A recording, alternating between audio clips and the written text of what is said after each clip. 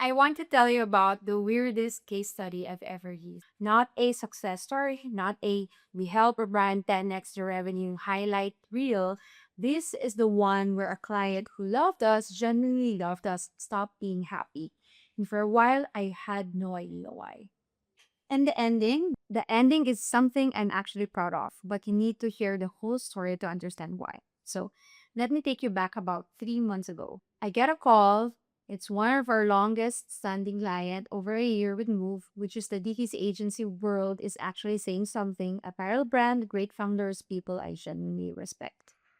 And something in the tone of the call was just off. Not angry, not confrontational, just not the energy I was used to from them. And I've been in enough client relationships to know that when the energy shifts and nobody's named it yet, you need to name it first.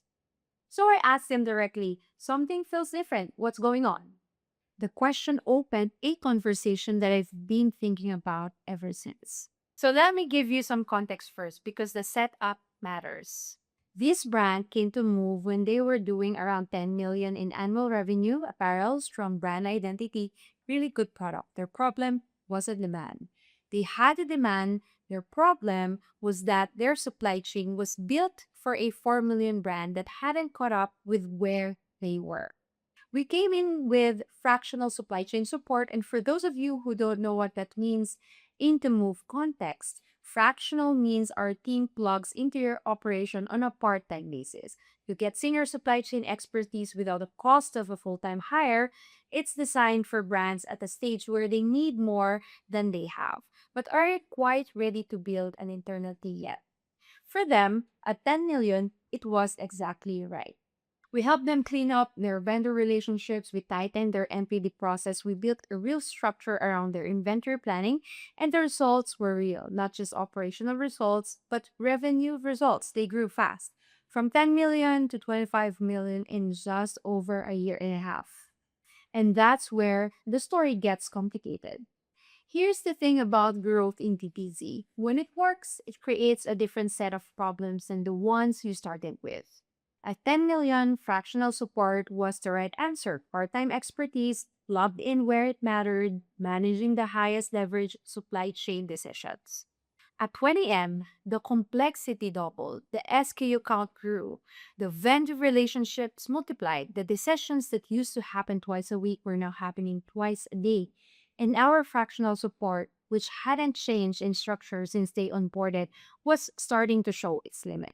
Not because our team wasn't capable, they were excellent, but because the business had outgrown the model. And here's what made it hard to see from the outside.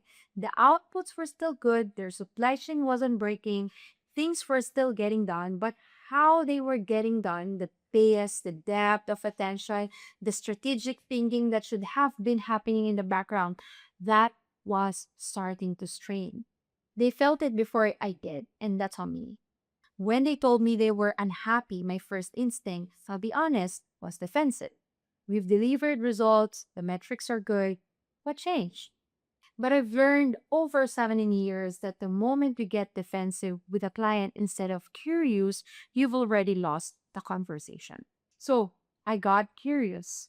I asked them to walk me through it, not what are we doing wrong, but walk me through a typical week and tell me where the friction is.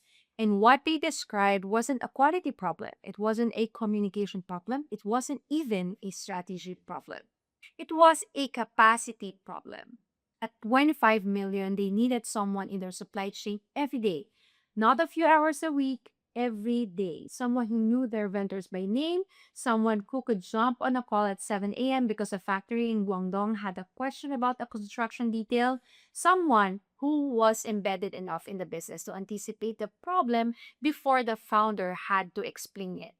They needed a full-time supply chain hire, and fractional support, no matter how good, was never going to replace that. When I heard that, I felt two things simultaneously. The first was relief because it wasn't that we had failed them. It was that they had grown past what the model was built to deliver. That's actually a good problem. That's a sign we did something right.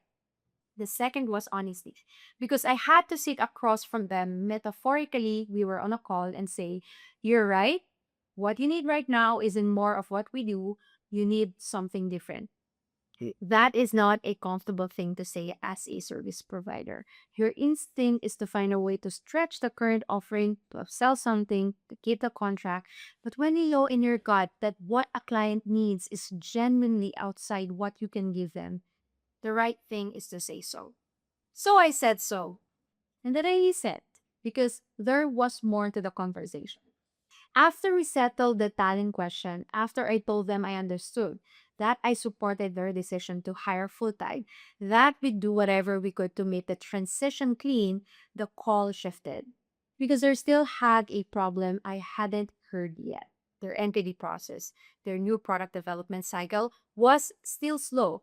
Even with a stronger internal team coming, even with better structure, the sample review loop was eating them alive. They've grown to 25M, but they're still waiting 3-4 weeks per cycle round. They've planned 7 new SKUs for the year. They've launched 4, the other 3, once again, rolling into the next year. I started walking them through what we've built. The apparel sampling studio, the 3D rendering workflow, the fact that sample review doesn't have to be a box crossing the Pacific and landing on someone's desk 12 days later.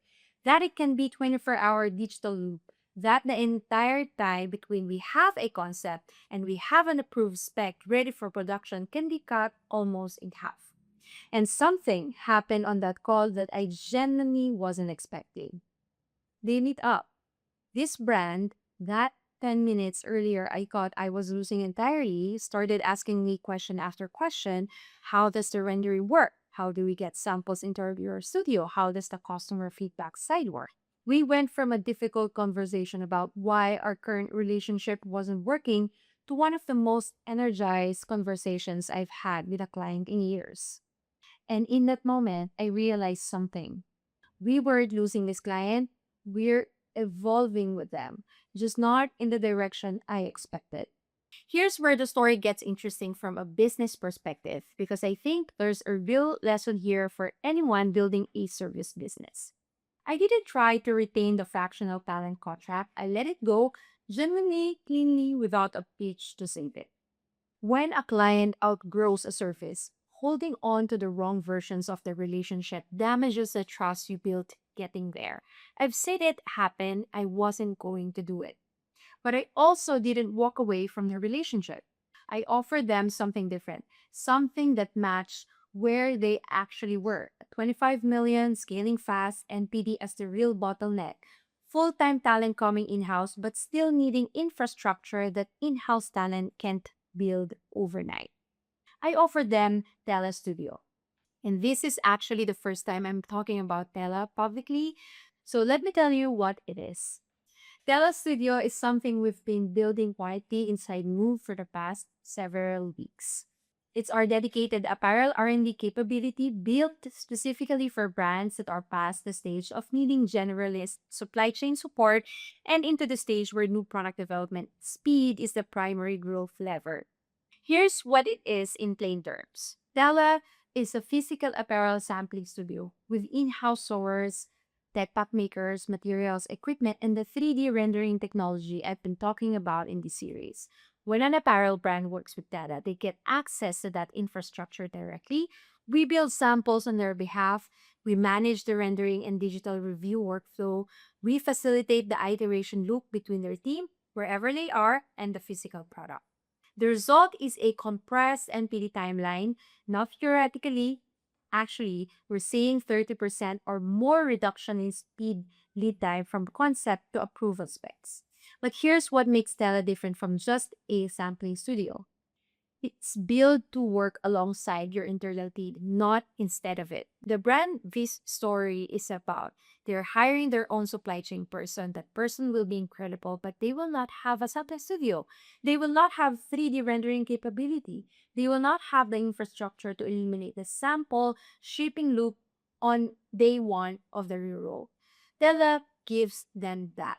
The in-house hire handles the strategic vendor relationship. Tela handles the physical and PD infrastructure, both working together. That's how a 20 million apparel brand starts launching 7 SKUs a year instead of 4. And for this particular client, After one conversation about Tela, they were in. Not because I pitched them, because the problem was real, the solution was specific, and the timing was exactly right. I told you at the start that the ending was something I was proud of. Here's why. Not because we saved the contract. We did not the original one. Not because I was clever enough to turn a difficult conversation into a sale. That framing makes me uncomfortable, honestly. I'm proud of it because I think we handled it the right way. We told the truth about what our fractional model could and couldn't do for a brand at 25 million. We let go of the part that no longer fit, and we offered something real, not a retention play, but a genuine solution to a genuine problem. And they recognize the difference. The lesson I want you to take from this is whether you're a founder or you're building a service business of your own, is this. The ceiling of your current model, it's not the ceiling of your relationship. This brand outgrew fractional support. That's a good thing. It means the support worked. And the right response wasn't to stretch the model past its limit or pretend the friction wasn't there. It was to be honest, let them grow into what they needed and find the new version of how we could add value. For them, that's Tela Studio. For you, if you're an apparel brand between 5M and 30M, if your MPD timeline is your biggest growth constraint, if you've got products sitting in development that should have launched 2 quarters ago, Tela might be worth a conversation. The links are in the description, the newsletter too, if you want to stay close to what we're building. And if you got a story like this one, a failure that turned into something better, drop it in the comments. I read every single one. And honestly, these are the conversations I find most useful. I'm Lara, and this is Move Supply Chain, and apparently also Tela Studio now. See you on the next one.